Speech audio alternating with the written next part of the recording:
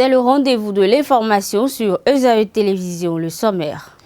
Le comité paritaire instauré dans le cadre du déroulement des élections législatives inclusives fait 3 propositions de loi à l'Assemblée nationale ce lundi 18 mars 2019. Garba Yaya, l'un des membres du comité, explique dans cette édition le déroulement des activités ayant mené à ces propositions. La Commission électorale nationale autonome Sénat a été instaurée suite à des débats houleux entre les députés de la première législature en vue de préparer, assurer le déroulement et la supervision des opérations de vote. Dans cette édition, découvrez la genèse et les missions de l'institution.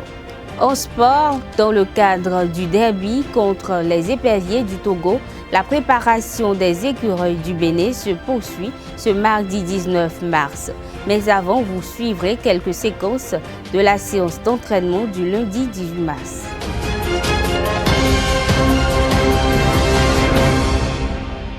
Mesdames et messieurs, bonsoir. Composé de 5 membres, dont Kolaole Idji, Barthélémy Kassa, Eric Rondete et Garba Yaya, un comité paritaire a été mis en place et est présidé par le chef du Parlement, Adrien Rungwidji, chargé de faire des propositions consensuelles dans le cadre de l'organisation des élections législatives inclusives au Bénin. Ce comité a eu à formuler 3 propositions de loi modifiant la Constitution pour prolonger de 45 jours le mandat des députés de la 7e législature. Des propositions de loi dérogatoires, modificatives et complétives de la charte des partis politiques d'une part et du code électoral d'autre part. À cet effet, ESAE TV s'est rapproché de l'un des membres du dit comité afin de mieux comprendre l'essentiel des travaux qui ont abouti à ces propositions. Je vous invite à suivre le député Garba Yaya. Il est au micro d'Abdelkader Achirou.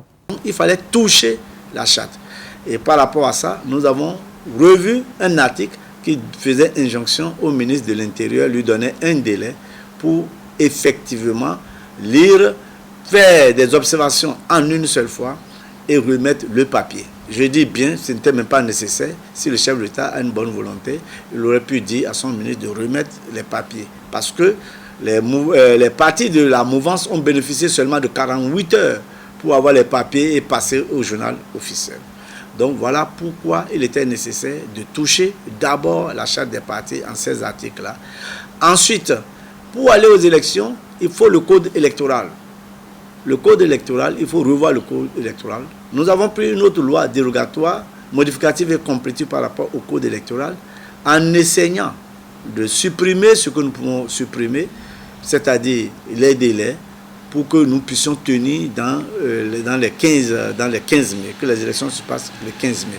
Il y a un certain nombre d'articles également que nous avons revus liés à la transparence pour que l'opposition soit naturellement présente dans les bureaux de vote et que les représentants aient un rôle. Le mécanisme de compilation et de transmission des résultats à la Sénat, nous avons revu ça également. Tout ça, je crois que c'est des avancées, mais on est resté bloqué par rapport à l'article 242 qui prévoit non seulement les 10%, mais qui prévoit également 249 millions à payer pour aller aux élections. Dans la sous-région, nulle part ailleurs, on ne dépasse 30 millions. Nulle part. Et on est passé de 8 millions 300 à 249 millions. Si nous voulons des élections inclusives, les petits partis, comment ils vont réunir cet argent? Donc c'est pour ça qu'il aurait été judicieux de supprimer cette enveloppe pour revenir à la loi 2013 et ramener la caution à 8300. Ça n'a pas été fait, mais nous continuerons de nous battre pour qu'il en soit ainsi.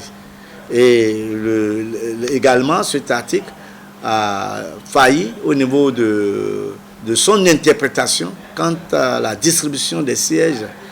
Là, la Sénat a tenté une interprétation, mais nous pensons que théoriquement, ce n'est pas à la Sénat de faire une interprétation d'une loi que nous avons votée. C'est aux députés eux-mêmes de reprendre et de faire une interprétation correcte que la Sénat doit appliquer. La Sénat reste dans l'application, nous restons bien entendu dans la mise en place de la loi.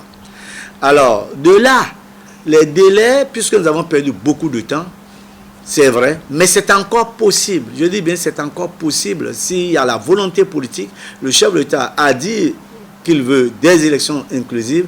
Il faudrait joindre la volonté politique à l'acte, à la parole, pour que les gens délivrent les certificats ou les récépissés pour que tout le monde puisse aller. Et nous avons décrit le calendrier, on peut contracter les dates de façon à obtenir ce que nous voulons, à atteindre l'objectif, sans repousser le mandat des députés. Mais même si on devrait repousser le mandat des députés, moi je pense qu'il n'est pas nécessaire de toucher à la Constitution.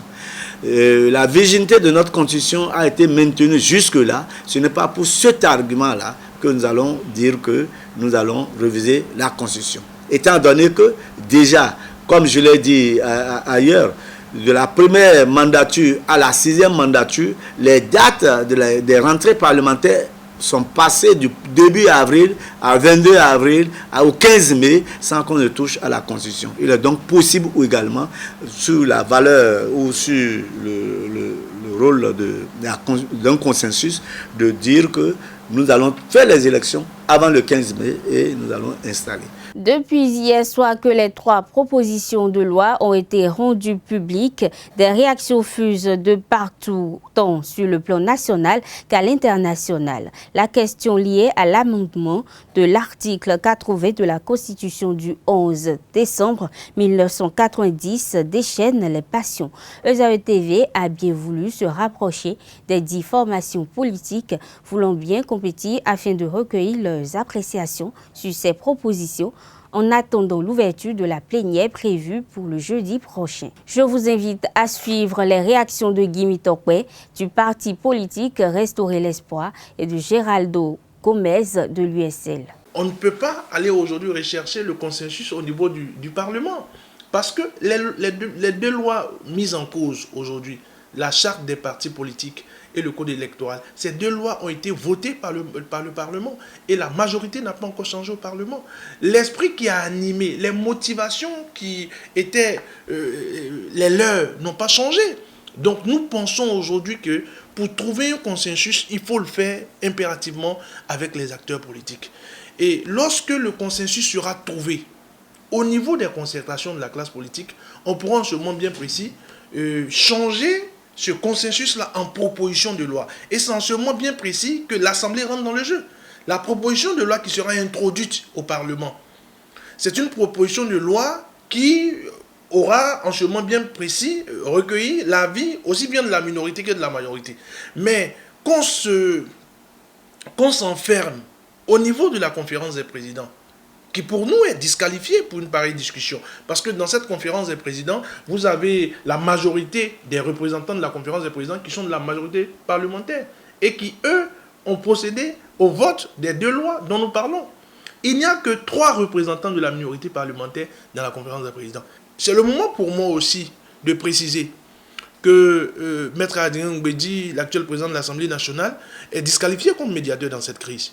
Nous pensons qu'il jouera le rôle une fois que le consensus qui sera transformé en proposition de loi sera déposé sur sa table au Parlement. Mais il ne peut pas être médiateur alors qu'il est partie prenante.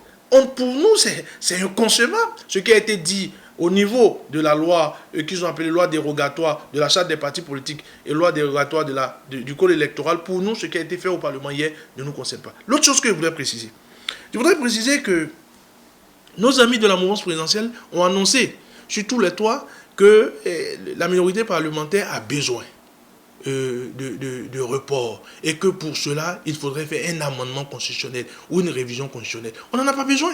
Je viens de dire que le consensus se trouvera au niveau du rassemblement des acteurs politiques et de la classe politique. Mais l'autre chose, c'est que l'arrêt du processus actuel, parce que dans le même temps où on parle de trouver un terrain d'entente, la Sénat continue de déployer son chronogramme. Et pour nous, les décisions ne peuvent plus se faire dans un climat de sérénité. Cela ressemble à souffler le froid et le chaud. Pendant que le régime dit qu'il va falloir que nous puissions trouver des solutions, pendant ce temps, le régime continue de dérouler son chronogramme. Mais l'article 68 de notre Constitution permet au chef de l'État de faire 2 choses fondamentales. La première chose, cet article permet au chef de l'État d'arrêter le processus. Après consultation du président de l'Assemblée nationale, après consultation du président de la Cour constitutionnelle, le chef de l'État arrête par un décret pris en Conseil des ministres, le processus. La deuxième chose que le chef de l'État peut faire ici, c'est la chose qui est réclamée par l'ensemble des députés. Aujourd'hui, que le temps il est court et qu'il faut donner 45 jours. Donc le chef de l'État prend un décret et cela nous évite l'amendement constitutionnel. Dès que le chef d'État prend un décret pour dire j'accorde 45 jours après avoir consulté le président de l'Assemblée nationale et le président de la Cour constitutionnelle, les 45 jours sont donnés par décret, on n'a plus besoin d'un amendement constitutionnel. Merci de nous donner l'occasion à l'USL d'opiner sur l'évolution des débats en cours au niveau du Parlement. L'USL tient à rappeler d'entrée de jeu que le processus tel qu'il a été lancé par le président de la République engageait d'abord les partis politiques à trouver en leur sein un consensus, et c'est ce consensus qui doit être proposé aux parlementaires pour le transformer en loi qui doit régir les élections législatives de 2019. Je pense que ce premier travail n'a pas été effectué comme cela devait l'être et que le travail parlementaire a commencé avec un comité paritaire qui a fait des propositions qui sont aujourd'hui présentées à la commission des lois pour que le travail parlementaire puisse se poursuivre. Nous pensons qu'il y a toujours la possibilité et même une nécessité à ce que le consensus au niveau des partis politiques soit consacré avant d'aller un peu plus loin. La meilleure preuve, c'est qu'au niveau des partis de l'opposition, nous n'avons travaillé que sur la modification des deux lois essentielles, à savoir la charte et le code électoral. Nous n'avons jamais évoqué en notre sein quelques modifications ou révisions de la Constitution. Ce n'est pas nécessaire, ce n'est pas indispensable pour aller au terme de ce que nous réclamons, c'est-à-dire des élections inclusives. Il n'est pas nécessaire de rallonger de façon indéfinie le mandat de l'actuelle législature. Nous pensons qu'il est possible, et d'ailleurs nous avons fait une proposition de calendrier qui tient dans les délais constitutionnels pour pouvoir nous mettre d'accord. Il est extrêmement facile d'aboutir à ce consensus-là s'il y a la bonne foi, s'il y a la bonne volonté au niveau de tous les parlementaires pour rester dans l'esprit exposé par le président de la République, si tant est que cet esprit est aussi très positif. Il ne s'agit pas d'un vote mécanique, classique à l'Assemblée où une loi vient et on la vote à la majorité. Nous sommes dans un cadre exceptionnel où normalement l'Assemblée n'a plus le pouvoir de toucher aux lois qui doivent régir les élections. Nous sommes à quelques jours. Le protocole de la CEDEAO interdit de toucher à ces lois à moins de 6 mois, mais autorise qu'on le fasse s'il y a consensus. Ça veut dire que le consensus doit précéder toute modification. Et donc à partir du moment où le consensus est obtenu au sein des partis politiques, les députés sont là juste pour porter, pour sublimer ce consensus-là, le valider. Donc attendons que le consensus soit réellement fait au niveau des partis politiques.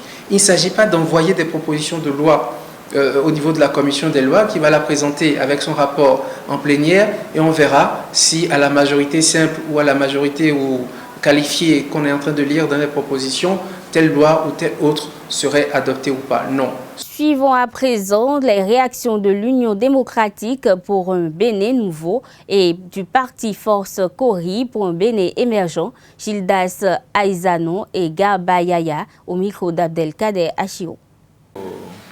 Souligner que le parti Union démocratique pour un Bénin nouveau partage le principe de l'organisation des élections inclusives apaisées.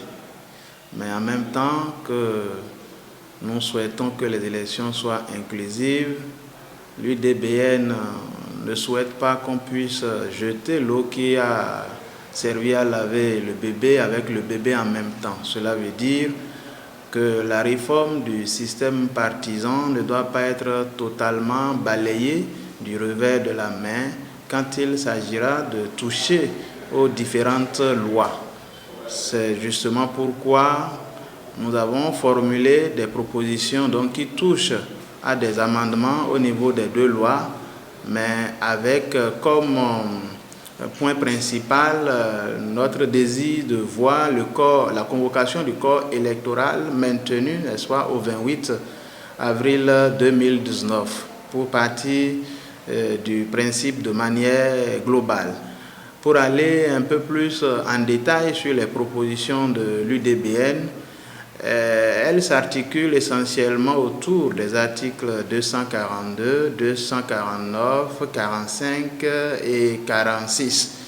Évidemment, l'article 242, nous pensons à l'UDBN qu'à l'occasion de ces amendements, il importe que les nouvelles lois modificatives puissent tenir compte de l'expression du suffrage, n'est-ce pas, et au niveau des circonscriptions électorales, qu'on respecte le choix des électeurs au niveau de chaque circonscription électorale. C'est très important pour nous, pour la préservation de la paix. Donc, au niveau de l'article 242. L'article 249, et vous auriez remarqué qu'il n'y a que le parti UDBN qui a fait cette observation. Nous avons souhaité qu'on puisse profiter de cette correction-là pour corriger une forme d'injustice vis-à-vis des jeunes, parce qu'il était dit au niveau de l'article 249 qu'il fallait pouvoir voter à partir de 18 ans, mais on n'est éligible qu'à 25 ans. Nous avons souhaité à l'UDBN qu'on puisse opérer une réduction et que déjà à 21 ans, les jeunes puissent être autorisés à être candidats. Ça, c'est une proposition formulée, je crois, seulement par le parti UDBN. Au niveau de l'article 45, nous avons souhaité que, évidemment, les délais puissent être raccourcis. On ne pourra plus déposer les listes de candidatures 45 jours avant le démarrage officiel de la campagne, mais qu'on ramène cela à un maximum de 20 jours. Et au niveau de l'article 46, qu'on soit moins contraignant et qu'on permette aux partis politiques, n'est-ce pas, de pouvoir opérer à quelques corrections après le dépôt des listes à la Sénat, qu'on leur donne 72 heures pour se mettre à jour sur des questions de pièces ou de données manquantes. Même si la mandature devait glisser au-delà de 15 mai, on n'a pas besoin de toucher la Constitution. Qu'on me dise quelle Constitution nous avons touchée pour que ça passe du début avril au 22 avril à la 4e législature. Et de la 4e législature à la 6e pour que ça passe au 15 mai. On n'a pas eu. Si nous devons tomber dans un vide juridique, on observe le vide juridique et on continue. On n'a pas besoin pour cela de réviser la Constitution. On n'a pas besoin.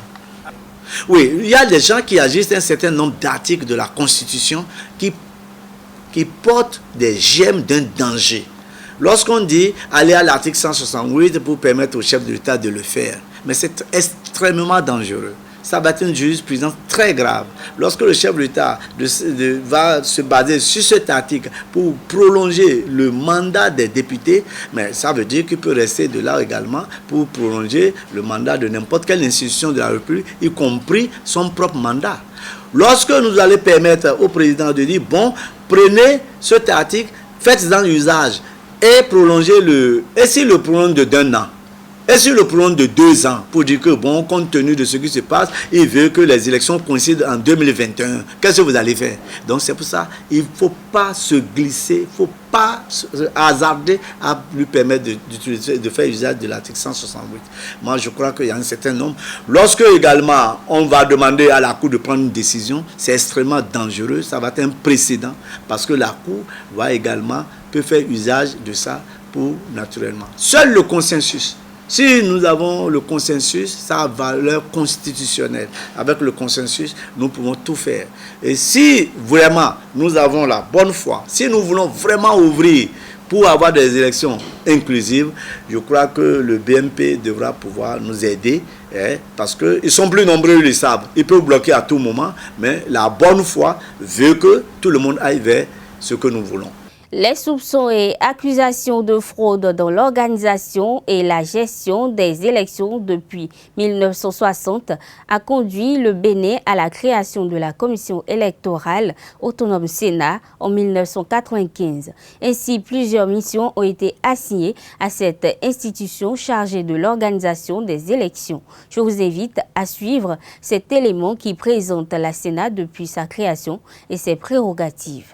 La Commission électorale nationale autonome Sénat évolue dans l'exécution du calendrier établi pour les législatives du 28 avril 2019. C'est en juillet 1993 que, réunie au sein de la Convention nationale des forces de changement, l'opposition béninoise a saisi le président de la République d'une requête en vue de la création d'une commission électorale indépendante, seul gage d'élections réellement transparentes. Malgré la désapprobation du gouvernement d'alors, l'opposition soutenue par les organisations de la société civile réussit à introduire et à faire voter à l'Assemblée nationale la loi créant la Sénat le 15 septembre 1994. La volonté d'instaurer une tradition d'indépendance et d'impartialité en vue d'assurer la liberté et la transparence des élections a donc permis de créer la Commission électorale nationale autonome Sénat par la loi 94-013 du 17 janvier 1995. Cette institution s'analyse comme une autorité administrative autonome et indépendante du pouvoir législatif et du pouvoir exécutif. Elle se fonde sur les exigences de l'état de droit et de la démocratie pluraliste affirmées dans le préambule de la Constitution du 11 décembre 1990. Au terme de l'article 37 de cette même loi, la Sénat est chargée de la préparation, de l'organisation, du déroulement, de la supervision des opérations de vote et de la centralisation des résultats. Elle a tout pouvoir d'investigation pour assurer la sincérité du vote. La Sénat a fait de l'élection la seule voie légale d'accession au pouvoir d'État au Bénin, aussi bien au niveau national que local. Les membres de la Sénat nommés par le président de la République proviennent généralement du Parlement, du gouvernement et de la société civile. En dehors de la cellule nationale, l'institution dispose de structures départementales, de structures communales et de structures dans les arrondissements. Chaque année, l'institution propose un projet de budget qui est ensuite examiné par la commission budgétaire de l'Assemblée nationale. Ce budget prend en compte l'inscription des candidats sur les listes électorales, la confection des documents électoraux, la démultiplication des démembrements de la Sénat et bien d'autres encore. Le budget de la Commission électorale nationale autonome cette année est de 3,5 milliards de francs CFA. Dans le cadre des élections législatives d'avril 2019, la Sénat a enregistré des déclarations de candidature du 21 au 26 février 2019. Cette étape a été suivie de celle de la publication le 6 mars 2019 de la liste des candidatures retenues pour prendre part aux élections législatives. Outre ces deux phases,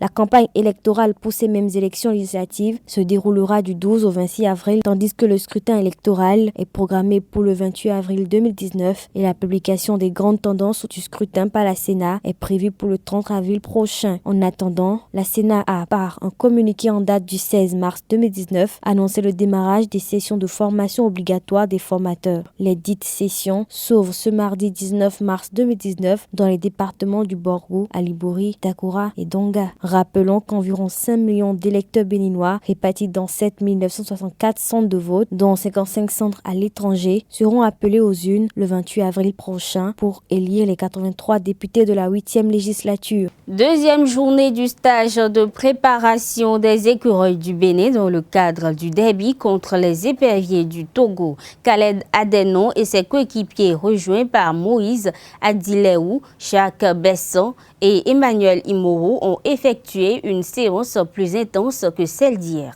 Avant de revenir plus en détail sur le contenu de cette deuxième répétition des gammes, nous vous invitons à suivre le film de la séance d'entraînement d'hier, la toute première.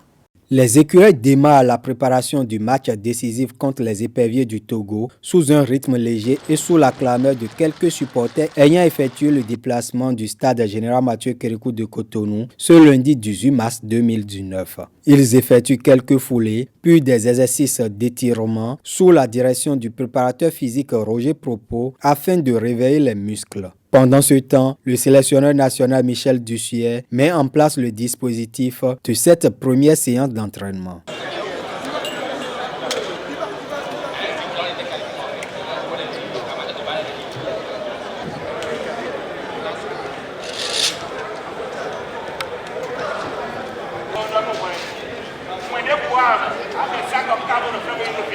18 des 23 joueurs convoqués participent à cette première séance. Pendant environ une heure, certains travaillent dans différents ateliers sous la houlette du sélectionneur adjoint Moussa Latondi et d'autres ménagers font des exercices physiques à l'écart. L'entraîneur des gardiens, Jonas Bidé, s'occupe quant à lui de Saturin Alagbe et de Shérif Din Kakpo.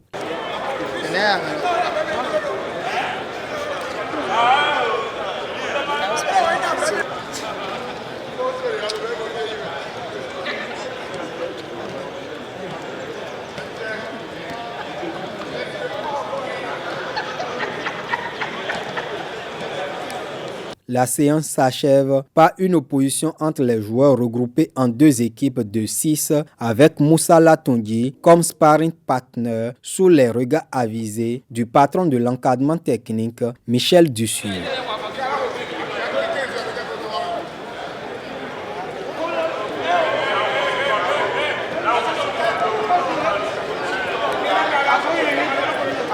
Le groupe sera plus complet ce mardi lors de la deuxième séance d'entraînement avec l'arrivée de Moïse Adileou, Emmanuel Imoru et Jacques Bessan. Déjà diminués par les suspensions de Stéphane Sessignon, Michael Poté et Cécile Dalmeida, les écureuils connaissent un autre coup dur. Le gardien titulaire Fabien Fanol se serait blessé aux adducteurs, donc éventuellement forfait pour le match du dimanche prochain. Yannick Aguemon, le néo-écureuil, et Olivier Verdon, l'un des hommes clés du système de Michel Dussuyer, mesurent l'importance de ce dernier match des éliminatoires de la CAN 2019 contre le Togo. Ils l'ont exprimé en conférence de presse à la fin de l'entraînement d'hier. J'ai connu une blessure en début de saison. L'année dernière, je devais venir, mais il y avait un match important avec mon club qui a pas refusé, mais qui m'a fait comprendre que c'était qu'il voulait que je reste pour jouer ce match important. Ça fait un petit moment que je devais venir, mais voilà, les circonstances ont fait que ça n'a pas été le cas. Mais aujourd'hui, je suis extrêmement fier de faire partie du groupe. Ma position préférée, c'est au coach de déterminer ma position. Après, voilà, moi, je suis habitué en club de jouer à droite ou à gauche, ou même derrière l'attaquant, ça ne me pose pas un souci, mais moi je suis à la disposition du groupe et si le coach fait appel à moi, ce sera à moi de donner le maximum pour l'équipe. Je m'y attends comme tout le reste du groupe. On est un groupe de 23 joueurs qui a toutes les qualités de commencer ce match-là. Ce sera à nous, comme j'ai dit, de bien se préparer pour que si le coach fait appel à nous, de répondre présent. Il y a des cadres qui ne sont pas là, malheureusement.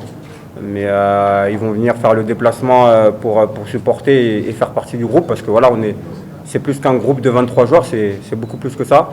Et comme je dis, on est tous solidaires et, pour gagner ce match. C'est un coup dur pour tous ceux qui ne seront pas là, blessés ou suspendus. Je pense que c'est chiant pour eux. Après, ils seront là, comme il a dit Yannick, pour nous soutenir. Après, je pense que dans les 23 joueurs, tout le monde mérite de jouer dimanche. Tout le monde est au niveau. On va bien se préparer comme je vous l'ai dit et puis malgré les absences, on va faire le job. Depuis le match contre la Gambie, j'y pense tous les jours, c'est dans un coin de ma tête. Même quand je suis au club ou quoi, j'en parle à tout le monde, c'est toujours dans un coin de ma tête et maintenant on y est. Du coup, on a 6 jours là pour se préparer. Pour bien se préparer, je pense que dimanche on sera prêt. En plus, on est chez nous avec le public et on va le faire. C'est le collectif qui va parler pour nous dimanche. Je pense qu'on est une équipe vraiment solide et avant d'être des joueurs, d'abord on est une famille, on est tous des frères, on a le même sang. Du coup, je pense qu'en plus la qualification, ça se joue à Cotonou. Chez nous, on ne doit pas perdre. On doit pas perdre et on reste soudés, on reste fiers malgré tout. Et avec cette union, comme vous parlez souvent, on ira chercher la qualification dimanche. Et comme je vous l'ai dit, on est une équipe, on peut rivaliser avec tout le monde en Afrique à mon avis. J'en suis sûr même. Du coup, je pense que ces deux joueurs-là, ils ne nous effraient pas du tout. Nous, collectivement, on sera prêts, on est forts et on sera plus fort que dimanche. Du côté togolais, les éperviers ont également entamé hier la préparation du match. Ils étaient 18 sur les 22 retenus à s'entraîner au stade municipal de Lomé. Le sélectionneur Claude Leroy s'est confié au reporter sportif à la fin de sa première revue de troupe. Il joue surtout la carte de la prudence. C'était une séance un peu ludique aujourd'hui parce que tout l'effectif n'est pas là. On est basé sur des choses très simples, défendre en avançant, essayer d'utiliser les espaces, se situer par rapport à un adversaire potentiel qui sera là pour probablement nous mettre beaucoup de rythme d'entrée. Donc chaque séance, ça va être en fonction de nous, parce que c'est de nous dont il faut qu'on s'occupe en premier, et puis aussi en tenant compte des qualités de cette équipe béninoise. On sait que ça va être un match compliqué, on sait que nous, le dilemme, il est simple, il faut qu'on gagne, donc on n'a pas de questions à se poser. Il va falloir aussi qu'on soit patient, donc c'est toute la difficulté de ce genre de rencontre, savoir que devoir gagner un match sans confondre vitesse et précipitation, sans vouloir aller trop vite. Bon. J'ai souvent été confronté à ce genre de rencontre et il faut bien rythmer le match, savoir que ça dure 90 minutes, qu'il ne faut pas faire n'importe quoi, qu'il faut rester structuré jusqu'au bout. Être des guerriers sur le terrain parce que on sait que chez eux, bon, ils vont vouloir probablement mettre beaucoup de rythme et peut-être nous rentrer dedans un peu physiquement. Il va falloir qu'on soit prêt à répondre à ce débat physique et qu'en plus techniquement on soit prêt à faire des différences. Donc c'est toutes les qualités de cette équipe. Je pense qu'on a les atouts, on a la qualité, on a en plus la chance en ce moment d'avoir des joueurs qui rejouent tous. Ce qui n'a pas toujours été le cas. Floyd a fait un bout de match, l'avant-dernier match, où il a marqué un but superbe. Hier, il a fait tout le match contre Liverpool. Cheilly est rentré en fin de match et a marqué le but égalisateur à la 90e minute. Mathieu continue de survoler son sujet dans le championnat de France. Jules Sounou n'a pas joué, mais avait joué tous les derniers matchs. C'est bien qu'on a tous les joueurs, même Simon Beignon qui joue plus à Béziers est redevenu titulaire depuis quelques semaines. J'aime n'en parle pas, il survole la Liga et Alexis Romao a encore gagné hier. Il commence à faire peur tant Rétafé que Reims. Maintenant il se bat pour les places en Coupe d'Europe, ce qui veut dire qu'on a des joueurs qui ont le vent dans le dos, qui sont heureux, qui sont positifs.